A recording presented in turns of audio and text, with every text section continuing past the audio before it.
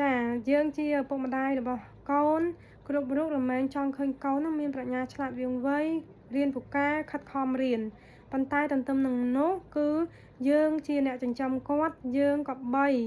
ជ្រើសរើសអ្វីដែលត្រូវនឹងវ័យរបស់កូនយើងតើគាត់នៅទូចប៉ុណ្ណឹងតែយើងអាចផ្ដល់ជាទូរស័ព្ទឲ្យគាត់មើលបានដែរទេហើយតើមើលរយៈពេលប្រមាណដែរបើសិនជាយើងជាអ្នកដែលបានគិតគូរពីកូនរបស់យើងមែនយើងអាចទិញជាសៀវភៅឬក៏សម្ភារៈសិក្សាផ្សេងៗឲ្យគាត់យកទៅរៀនឬក៏យកទៅធ្វើលំហាត់ឬក៏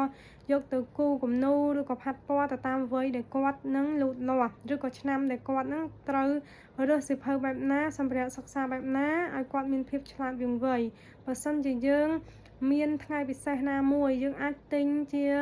កាដូឲ្យគាត់ដូចជាសៀវភៅឬក៏ខ្មៅដៃឬក៏ហ្វឺតឬក៏ color ផាត់ពណ៌ណាដែលគាត់ពេញចិត្តជាជាងផ្ដល់ជាកាដូតាមរយៈការទិញទូរស័ព្ទទំនើបឲ្យគាត់ឬក៏ផ្ដល់ជាការឲ្យគាត់មើលទូរស័ព្ទមើល iPad អីជាដើមហ្នឹងគឺมันល្អដូចជាការទិញសៀវភៅទេ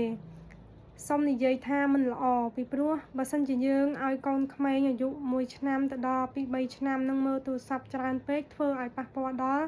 ប្រព័ន្ធសរសៃប្រសាទរបស់គាត់ប៉ះពាល់ដល់ភ្នែករបស់គាត់ហើយការគិតពិចារណារបស់គាត់ក៏ខ្សោយហើយនឹងអន់ថយជាងមុនបើសិនជាយើងផ្ដល់ជាកាដូលើកទឹកចិត្តដល់កូននៅពេលដែលយើងចង់ជូនគាត់ចង់ឲ្យគាត់យើងអាចទិញជាសៀវភៅឬក៏សម្ភារៈសិក្សាដែលមាននៅក្នុងបណ្ណាគារឬក៏នៅផ្សារឬក៏នៅកន្លែងលក់សៀវភៅគឺមានច្រើនណាស់យើងអាចនាំគាត់ទៅ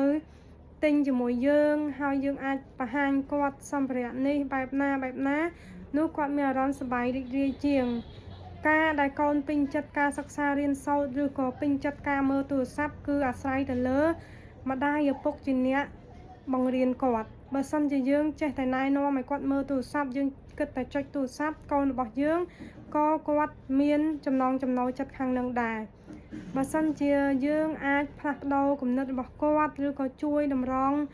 គាត់ឲ្យគាត់នឹងខិតខំរៀនវិញឬក៏យកសៀវភៅមកអាននោះគាត់ក៏ជាស្ដាប់យើងហើយព្រោះវ័យក្មេងត្រូវការយើងជា